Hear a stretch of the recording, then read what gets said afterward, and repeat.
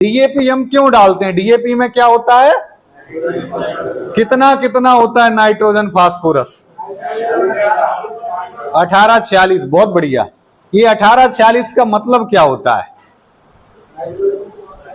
18% nitrogen और 46% phosphorus. Percent यानी प्रति 100 किलोग्राम में 18 किलोग्राम नाइट्रोजन होती है और 46 किलोग्राम फास्फोरस होती है। डीएपी की बोरी कितने किलो की होती है? 45 किलो की नहीं, यूरिया की 45 की होती है, डीएपी की 50 किलो की होती है ना। तो जब 100 किलो में नाइट्रोजन 18 है और 46 फास्फोरस है, तो 50 किलो की बोरी में नाइट्रोजन 9 किलो होगा और फास्फोरस 23 किलो होगा। आ गई बात समझ में, है ना।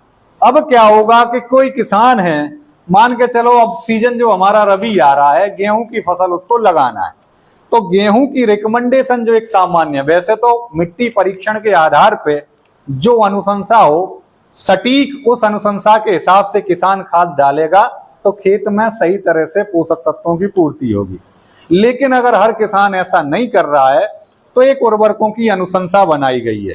उस अनुशंसा की अगर हम बात करें तो गेहूं में 120 किलोग्राम नाइट्रोजन प्रति हेक्टेयर, 60 किलोग्राम फास्फोरस प्रति हेक्टेयर और 40 किलोग्राम पोटास प्रति हेक्टेयर की जरूरत होती है ना।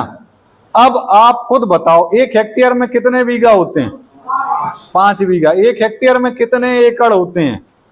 2.5। बहुत बढ़िया, है ना, क्योंकि 2 बीघा का 1 एकड़ होता है। आई बात समझ में।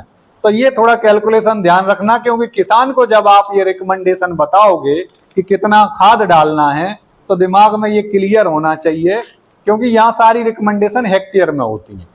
तो अगर हमें 120 किलोग्राम नाइट्रोजन डालना है, 60 किलोग्राम फास्फोरस डालना है और 40 किलोग्राम पोटास डालना है, तो इसकी पूर्ति हम कैसे करें, है ना। एक बोरी में कितना फास्फोरस है? 23 किलो, है ना।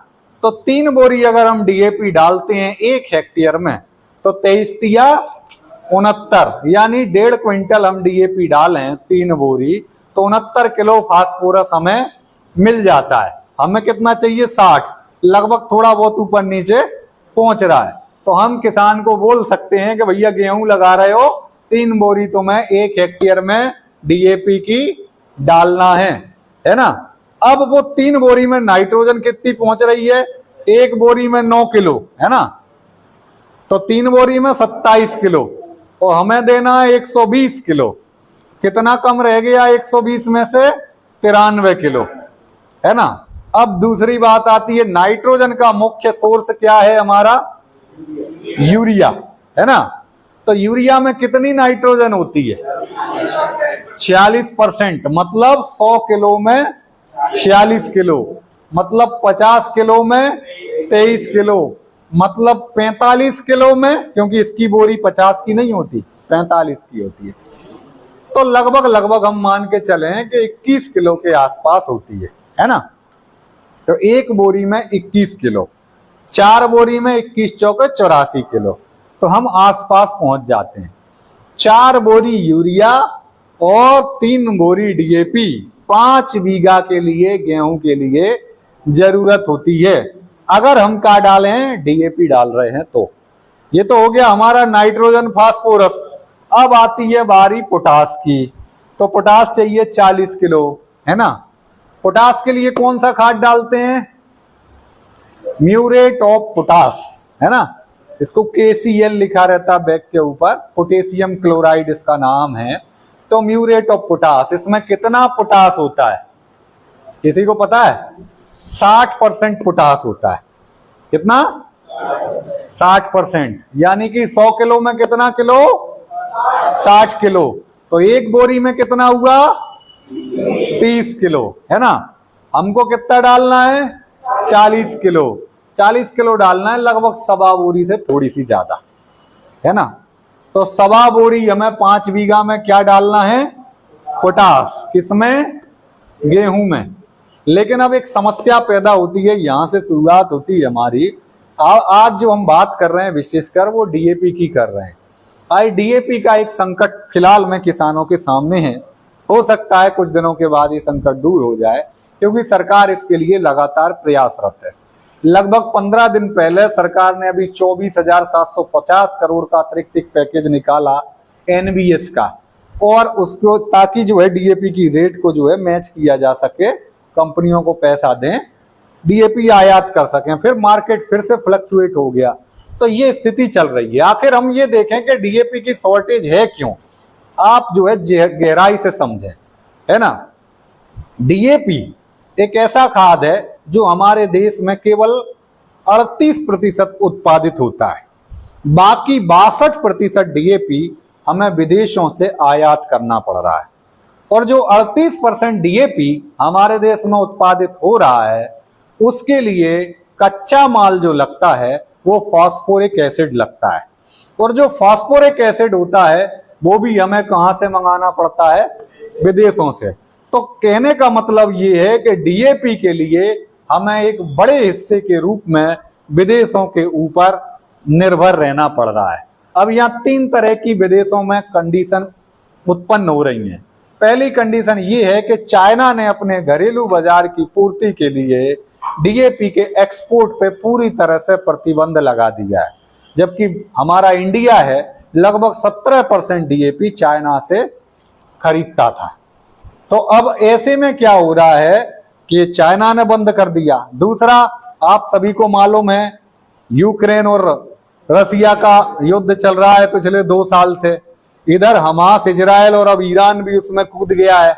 तो ये एक जो है चल रहा है। इधर मिडिल ईस्ट में भी जो है इसी तरह का संघर्ष चल रहा है। तो इन सारी चीजों की वजह से क्या हो रहा है, ये देश एक तो जो है फास्फोरिक एसिड और डीएपी के बड़े उत्पादक देश हैं, तो एक तो इनके यहाँ से खरीदने में हमें परेशानी पैदा हो गई।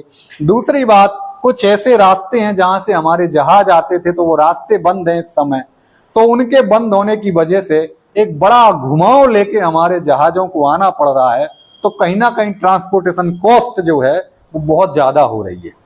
दूसरी एक और चीज हो रही है कि मार्केट में जो है चूंकि किसी चीज की कमी होती है तो मांग और पूर्ति का सिद्धांत लागू होता है।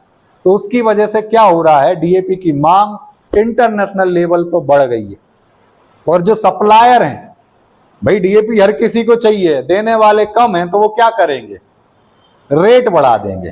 तो डीएपी की रेट लगातार महीने दर महीने बढ़ती जा रही है और वो 600 रुपए के आसपास तक पहुंच गई है।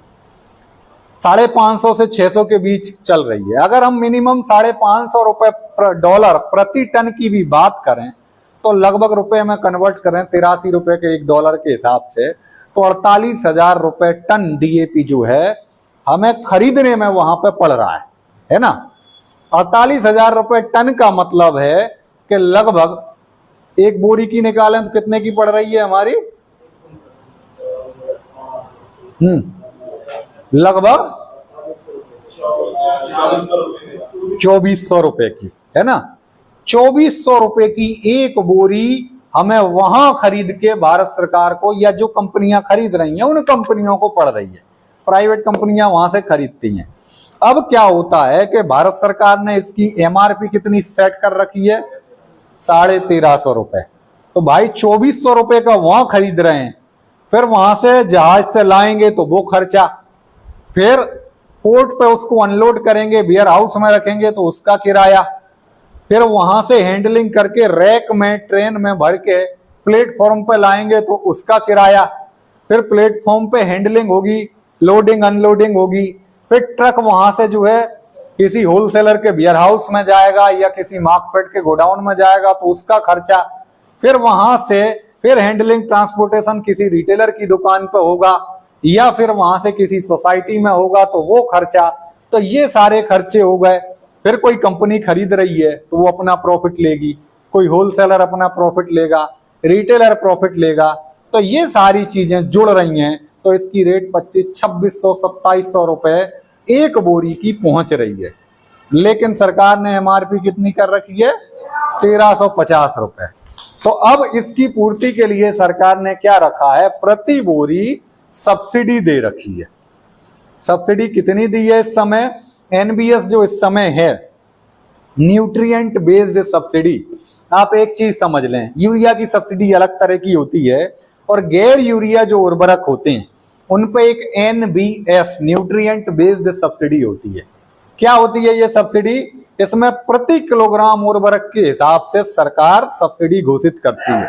जैसे DAP पे हमने बात की, DAP में 1846 होता है ना, यानी 18 किलोग्राम नाइट्रोजन और 46 किलोग्राम फास्फोरस 100 में, तो एक बोरी में कितना होगा? 9 और 23 है ना, तो 9 गुणा 43 रुपए सब्सिडी किस पे कर रखा है? नाइट्रोजन पे, है ना, और फास्फोरस पे 31 रुपए सब्सिडी कर रखी है।